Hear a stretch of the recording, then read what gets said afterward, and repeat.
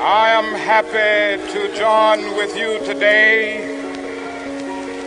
in what will go down in history as the greatest demonstration for freedom in the history of our nation. 50 years ago, a great American in whose symbolic shadow we stand today signed the Emancipation Proclamation. This momentous decree came as a great beacon light of hope to millions of Negro slaves who had been seared in the flames of withering injustice. It came as a joyous daybreak to end the long night of their captivity. But 100 years later, the Negro still is not free. 100 years later, the life of the Negro is still sadly crippled by the manacles of segregation and the chains of discrimination. 100 years later, the Negro lives on a lonely island of poverty in the midst of a vast ocean of material prosperity. 100 years later, the Negro is still languished in the corners of American society and finds himself in exile in his own land. And so we've come here today to dramatize a shameful condition. In a sense, we've come to our nation's capital to cash a check. When the architects of our republic wrote the magnificent words of the Constitution and the Declaration of Independence, they were signing a promissory note to which every American was to fall heir. This note was a promise that all men, yes, black men as well as white men, would be guaranteed the unalienable rights of life, liberty, and the pursuit of happiness. It is obvious today that America has defaulted on this promissory note insofar as her citizens of color are concerned. Instead of honoring this sacred obligation, America has given the Negro people a bad check, a check which has come back marked insufficient funds.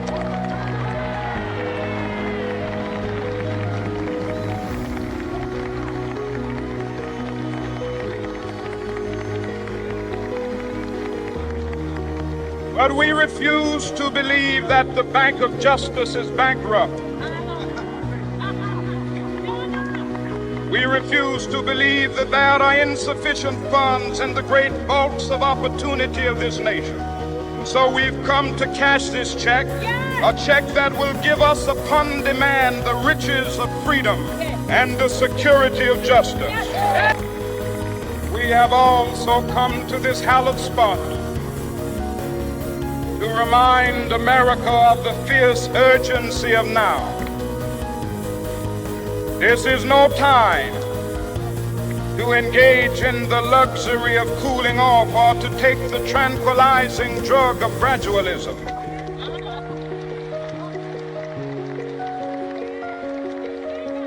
Now is the time to make real the promises of democracy.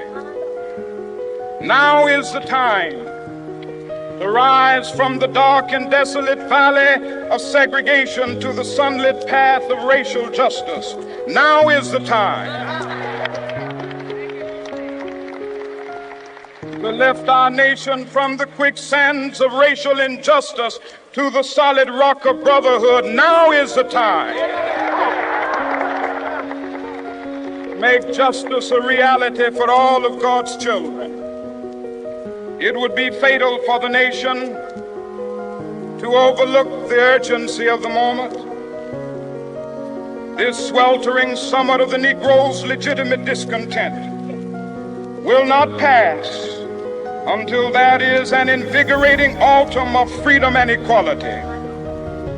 1963 is not an end, but a beginning. Those who hoped that the Negro needed to blow off steam and will now be content will have a rude awakening if the nation returns to business as usual.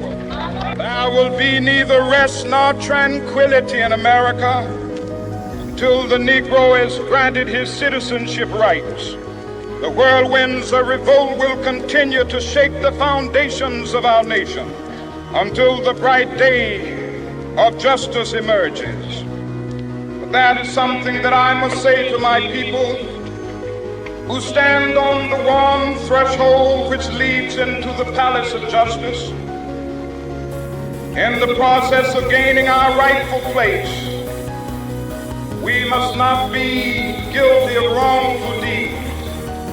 Let us not seek to satisfy our thirst for freedom by drinking from the cup of bitterness and hatred.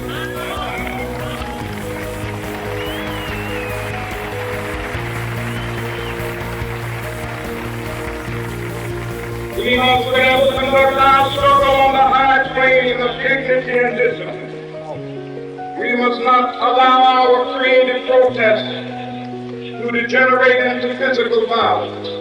Again and again, we must rise to the majestic heights of meeting physical force with soul force. The marvelous new militancy which has engulfed the Negro community must not lead us to a distrust of all white people. For many of our white brothers, as evidenced by their presence here today, have come to realize that their freedom is inextricably bound to our freedom. We cannot walk alone. As we walk, we must make the pledge that we shall always march ahead. We cannot turn back. There are those who are asking the devotees of civil rights, when will you be satisfied? We can never be satisfied as long as the Negro is a victim of the unspeakable horrors of police brutality. We can never be satisfied as long as our body is heavy with the fatigue of travel. Cannot gain lodging in the motels of the highways and the hotels of the city.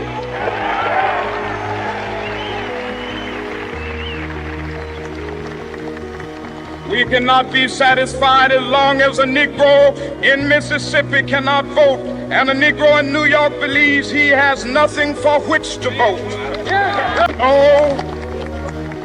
No, we are not satisfied, and we will not be satisfied until justice rolls down like waters and righteousness like a mighty stream.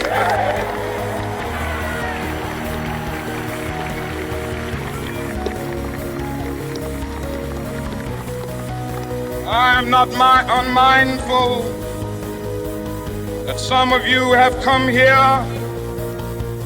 out of great trials and tribulations. Some of you have come fresh from narrow jail cells. Some of you have come from areas where your quest for freedom left you battered by the storms of persecution and staggered by the winds of police brutality. You have been the veterans of creative suffering. Continue to work with the faith that unearned suffering is redemptive. Go back to Mississippi. Go back to Alabama. Go back to South Carolina. Go back to Georgia. Go back to Louisiana. Go back to the slums and ghettos of our northern cities. Knowing that somehow this situation can and will be changed. Let us not wallow in the valley of despair. I say to you today, my friend,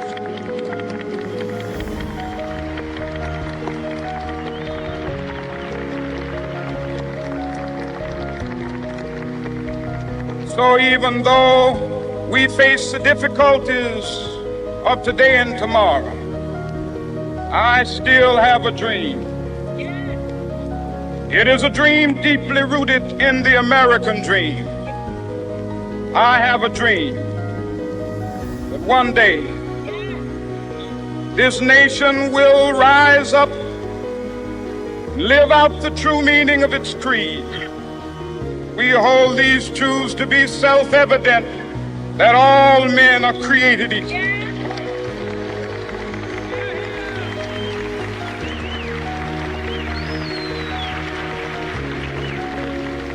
I have a dream that one day on the red hills of Georgia, sons of former slaves and the sons of former slave owners will be able to sit down together at the table of brotherhood. I have a dream that one day, even the state of Mississippi, a state sweltering with the heat of injustice, sweltering with the heat of oppression, be transformed into an oasis of freedom and justice. I have a dream. My 4 little children will one day live in a nation where they will not be judged by the color of their skin, but by the content of their character. I have a dream today.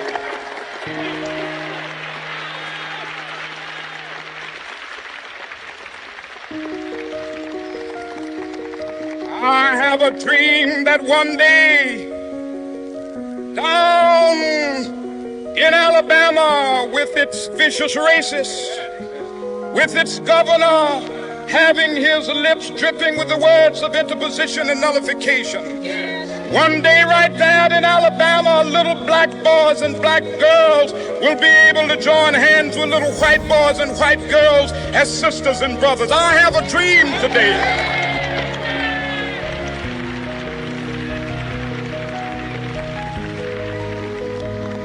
I have a dream that one day every valley shall be exalted, and every hill and mountain shall be made low. The rough places will be made plain, and the crooked places will be made straight. And the glory of the Lord shall be revealed, and all flesh shall see it together.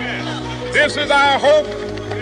This is a faith that I go back to the South with. With this faith, we will be able to hew out of the mountain of despair a stone of hope. With this faith, we will be able to transform the jangling discords of our nation into a beautiful symphony of brotherhood. With this faith, we will be able to work together, to pray together, to struggle together, to go to jail together, to stand up for freedom together, knowing that we will be free one day. This will be the day. This will be the day when all of God's children be able to sing with new meaning, my country, tears of thee.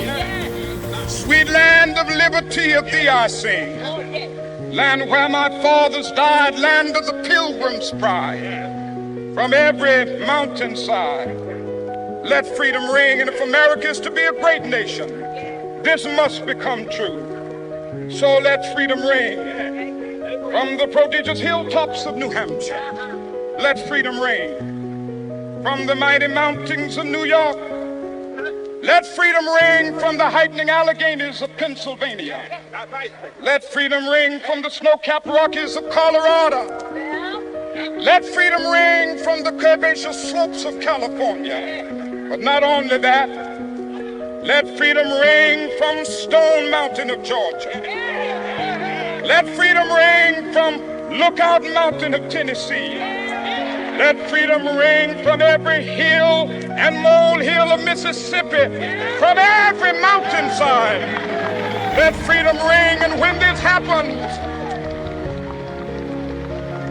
when we allow freedom ring, when we let it ring from every village and every hamlet, from every state and every city, we will be able to speed up that day when all of God's children, black men and white men, Jews and Gentiles, Protestants and Catholics, will be able to join hands and sing in the words of the old Negro spiritual, free at last, free at last. Thank God Almighty, we are free at last.